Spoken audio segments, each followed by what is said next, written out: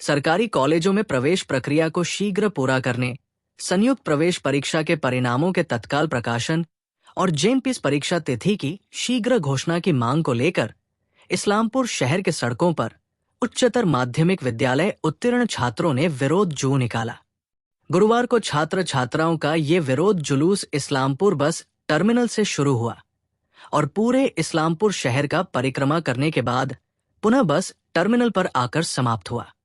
इस संबंध में छात्रों की मांग है कि उच्चतर माध्यमिक विद्यालय उत्तीर्ण हुए 3.5 महीने बीत जाने के बावजूद भी अभी तक कोई भी ऑनलाइन या ऑफलाइन कॉलेज प्रवेश प्रक्रिया शुरू नहीं हुई है। संयुक्त प्रवेश परीक्षा का फल नहीं आया है, इसलिए वो लोग विरोध जुलूस निकाले हैं। प्रदर्शनकारियों ने आगे कहा कि भर्ती प्रक्रिया शुरू नहीं होने से उनकी पढ़ाई का बहुत नुकसान हो रहा है और छात्र इस बात को लेकर असमंजस में है कि कॉलेज प्रवेश में इतनी देरी क्यों हो रही है। उनकी मांग है कि प्रवेश प्रक्रिया तुरंत शुरू की जाए। इसके अलावा भी इस्लामपुर ब्लॉक के 2025 में उच्चतर माध्यमिक विद्यालय उत्तीर्ण छात्रों ने आज कई मांगों को लेकर इस विरोध जुलूस में भाग लिए हैं। আজকে আমাদের এই মিছিল হচ্ছে মেরিট লিস্ট কেন বেরোচ্ছে না। এতদিন ধরে আমাদেরকে এইভাবে বসিয়ে রেখেছে, 4 মাস ধরে আমরা এইভাবে বসে আছি। আমাদের জেনপার এনএম জিএনএম এর এক্সামের কোনো ফর্ম ফিল আপ কোনো ডেট কেন দেওয়া হচ্ছে না, আমাদের জয়েন্টের রেজাল্ট এখনো কেন বেরোচ্ছে না। আমাদের এই বিষয়ে আমাদেরকে বলতে হবে। আমরা কেন এইভাবে বসে থাকবো? আমরা এইভাবে বসে থাকবো না, আমাদেরকে জবাব চাই, জবাব দাও। বলছি যে তোমরা আজকে কোথা থেকে মিছিল বের করেছো এবং কি বিষয় এবং কারা রয়েছে এই মিছিলে? তোমরা কারা? আমরা এখানে ছাত্র সমাজরাই রয়েছি। আর আমাদের এই বিষয়টা হচ্ছে আমাদের মেরিট লিস্ট বেরোচ্ছে না, আমাদের জেনপা এনএম জিএনএম এর রেজাল্টের এখনও কোনো কিছুর খবর নেই, তারপরে জয়েন্টের রেজাল্টেরও কোনো খবর নেই। আর আমরা ইসলামপুর থেকে বলছি, ইসলামপুর উত্তর দিনাজপুর। আর আমরা এখানে ইসলামপুরের সবাই আছি, ইসলামপুর যত স্কুল আছে সব স্কুল থেকে আমরা স্টুডেন্টরা একসাথে মিছিল করছি। তোমরা কোন পাস মানে?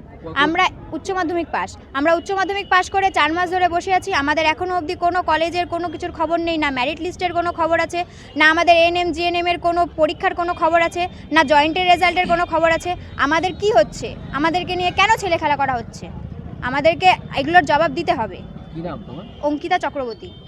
আমরা আজকে যত ইসলামপুরের ছাত্রছাত্রী আছি প্রত্যেকটা স্কুলের ছাত্রছাত্রী মিলে আমরা এই বিষয়ে মিছিল করছি যে আমরা উচ্চ মাধ্যমিক পাস করে আজ নিয়ে 3.5 মাস প্রায় হতে চললো, আমাদের না কলেজে ভর্তি নেওয়া হচ্ছে। আমরা তো যোগ্যতা নিয়ে পাস করেছি, আমাদের এখন কলেজে ভর্তি নেওয়া হচ্ছে না, না আমাদের ডাব্লিউবি জয়েন্টের যারা পরীক্ষা দিয়েছে তাদের কোনো রেজাল্ট বেরোচ্ছে না। জেন পাসের যে পরীক্ষা হয় সেই পরীক্ষার দিনই এখনও কোনো প্রকাশ হয়নি। ওবিসি একটা ম্যাটার আছে, ওবিসির ম্যাটার নিয়ে কেস চলছে, সেই ম্যাটার নিয়ে চলছে এখনও। তো ওবিসি 6 থেকে 10% মতো আছে, সেটা কোনো বড় না। হাইকোর্ট বলেছে বারবার যে সেই স্থানটাকে ফাঁকা রেখে আমাদেরকে যাতে অ্যাডমিশনটা দেওয়া হোক, কিন্তু সেটাও এখনও হচ্ছে না। তোমরা এখন কি চাইছো? আমাদের এটাই দাবি যে সরকারের কাছে আমাদের এটাই দাবি যে যত দ্রুত সম্ভব হোক আমাদের যে অ্যাডমিশন কলেজে, তারপরে ডাব্লিউবিজির যে রেজাল্ট এগুলো তাড়াতাড়ি বের হোক, আর জেন পাসের যে পরীক্ষার দিনটা আছে সেটা তাড়াতাড়ি প্রকাশ হোক।